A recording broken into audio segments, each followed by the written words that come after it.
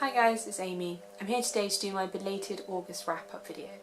So this is like the 7th time I've sat down and filmed this video, and I just haven't been happy with any of the videos I've created for this wrap-up, and I've been frustrated. So I think this has to be the last one. In whatever form it comes, I will try and upload this video today. I think the reason being is that I read a lot of books in August, and I think I've been finding it really hard talking about so many books at once and wrapping them up and trying to remember what I thought and my star ratings, and because I've listened to some and read some, I'm running off of my Goodreads account trying to work out what I've listened to and what I've physically read as well. So maybe I'll change the style of this, maybe I'll do it once every 5 books I've read and wrap up those, rather than doing like a monthly chunk every time, so we shall see. Also, change of setting. I am back in Glasgow where I live with my partner. I was just doing a little bit of work down in London with my my company I work for. Sorry. So nice location. The lighting's not the greatest because this is the back of a flat block. So it's nice where you can see my shelves or my TBR shelves. Just bear with me. I think this is the best I'm going to get it, and maybe I'll move into some natural light. But I haven't had my shelves behind me in any videos up to this date. I was sitting on the floor with my books kind of slightly in shot, so I'm quite enjoying the scenery at the moment. Anyway, let's get on with the books I read this month. I read 11 books this month, and I don't think I've gone over into double digits in recent times at all. This is a real first for me. So I'm going to go through them in the order I read them, or I might go through them in physical form and then listen to form. No, I'll go through them in my order. So, the first book I read this month, and I will get my Goodreads up just so I can remember which one I read first. So, the first book I read this month was Harry Potter and the Prisoner of Azkaban. I gave this book 3 out of 5 stars. So, I enjoyed it, and I annoyingly didn't love it as much the first time I read it. So the first time I read it, it was my favourite book of the Harry Potter series, above all of them. But I think having reread it, the the mystery around what happens with Sirius and with Hermione's time travelling wears off quite drastically, and I think you're just plodding through it, trying to get to the end and get to the reveal, and then you're going through the whole thing again once it's been revealed, and it just seems a little bit laborious compared to the first time reading it and first time finding everything out. So yeah, I mean, yeah, I still enjoyed it, and it was a really quick, easy read, so yeah, there's that one. The next book I read or listened to was The Way of Kings by Brandon Sanderson, and I gave this one 4 out of 5 stars. This is the next book that I've been reading whilst I've been trying to go through all of Brandon Sanderson's bibliography, and I must admit it's much better than Mistborn series at this point. I gave it 4 out of 5 stars, I don't know if I said that. I really enjoyed it. I think the only thing that holds me back from giving another Brandon Sanderson book 5 stars is that this series, as well as his other series, seem to have a lot of different plot points going at the same time, and there's a lot of mystery and things left open that you're meant to be working out in the background or just holding in your head at once, and I find that a really hard thing to do, and it kind of stresses me out as a reader, so I think that always will hold it back from being a 5-star read. This series follows 2 protagonists, Shallan and Kaladin, and it's all about those 2 characters as well about other ones, and the finding of this kind of hidden power that they both seem to be able to wield in this world.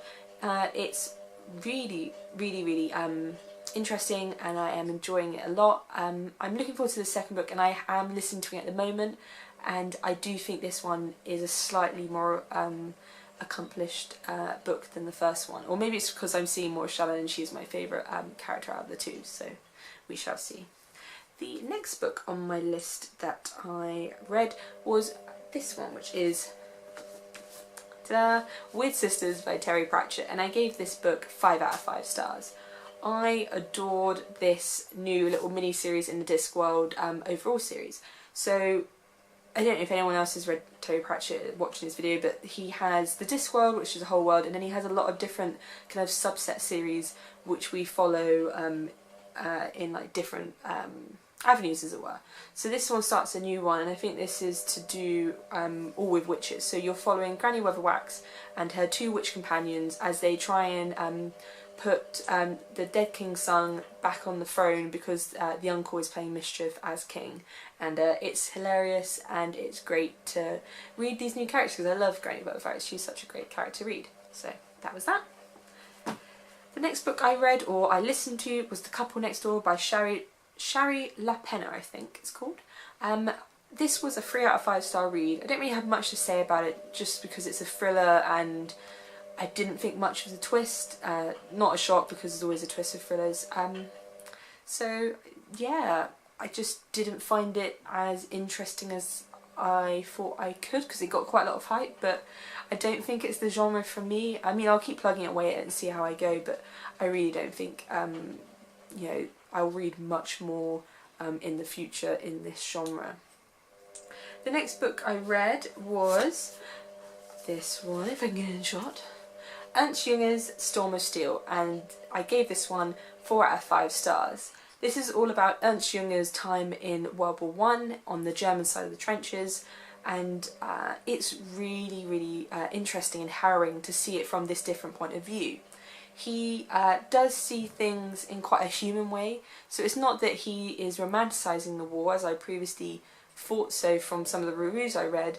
It's just that he can see some of the light in what can be, and what was probably one of the darkest times in our human history, modern history, as well. I think the end of the book was a little bit disjointed, and the plot kind of loosened for me, and I think that's not because of Ernst Junger, and it's not on anything on this book. It's what happened in the war, and he was just recounting that. I just find it a bit harder to read, so I was kind of pushing through the end. So just in terms of reading experience, it was 4 out of 5, but in terms of me pushing it upon people, it's probably one of the biggest recommendations I could make for this month. So there's that one. The next book I read was Lincoln in the Bardo by George Saunders, and I gave this one 4 out of 5 stars. I really enjoyed, sorry, I've got an alarm that's going to go off for some buns I'm making, so I turn it off for now. So I really enjoyed Lincoln in the Bardo. It's all about Abraham Lincoln and him losing one of his sons, and it's kind of a contemplation on what is the afterlife and how some people deal with it, in both the kind of spiritual sense, and in the spiritual world, and also the physical world as well. I really enjoyed how experimental it was, and how it used source data, kind of like extracts from primary documents and so on and so forth, to weave together what could be best understood to be going on at the time. But I think what let this down for me was that I listened to it, I didn't read it, and I think if I, having read it, I would have probably given this 5 out of 5 stars. I did enjoy it, but maybe it's worth a physical reread. The next book I read was Oranges Are Not the Only Fruit by Jeanette Winterson, and I was hoping to love this way more than I actually did. I gave this book 3 out of 5 stars, and I think the book is important, and I think, well actually I think the topic's really important. It's all about a young girl who is growing up in a very religious household and coming to terms with her sexuality and how she identifies, I believe, as a lesbian or as a girl who fancies other girls, and how hard she finds that upbringing in that environment. You know, the topic's really interesting, but I just didn't enjoy this book for some reason, and I can't really annoyingly put my finger on why. So this is kind of a bad review, really. I think other people who enjoyed it and probably go by that review, I maybe wasn't in the right headspace for this one, but it just didn't resonate with me as much as I wanted it to. So unfortunately 3 out of 5 stars for Oranges Are Not the Only Fruit. The next book I read was M Train by Patti Smith, so I'm hiding the cover there, and I gave this book 5 out of 5 stars. I adored this book. I hadn't known much about Patti Smith at all and what she did in her career until I read this book, and I went and researched a bit more about her, but I found her just documenting her life and documenting what was going on around her to be very inspirational, especially the way she writes in her prose. so much so that I've started writing a little diary and just kind of noting down what's happening each day and around me, just because, you know, we live in a time when, you know, geopolitics are kind of screwed up and there's some really bad and horrible crap going on. So I think she pointed out how important it is to actually engage with that and to take note, you know, physically, pen to paper, of what's going on around you. So there was that one as well. Okay, if I moved, it's because I had to grab my red bean buns off the steamer rack. So, okay, that sounds so middle class and so bougie, but it is what it is. I have a massive addiction to red bean buns at the moment, so I had to give in. The next book I listened to was Little Deaths by Emma Flynn, and I gave this book 3 out of 5 stars. Annoyingly, I've been plagued by really average, okay audiobooks this month, and this is just another one of them. The annoying thing is I don't remember very keenly what this book's about, except for that it's about a woman in, I think, 1960s Brooklyn, whose 2 children go missing, and a lot of awful stuff happens. I think some of the characters are really well thought out, but I feel like more could have been done. So the main woman, the mother whose children gets taken, I think more could be done to understand her, because her character's so complex. She's, you know, she's a more modern woman than her time allows, I think. She's very, she's seeking a lot more sexual liberation and rights as a single working mum. And I think more could have been done to explore those themes and also kind of build her as a character. And I feel that the book just didn't do enough in that sense.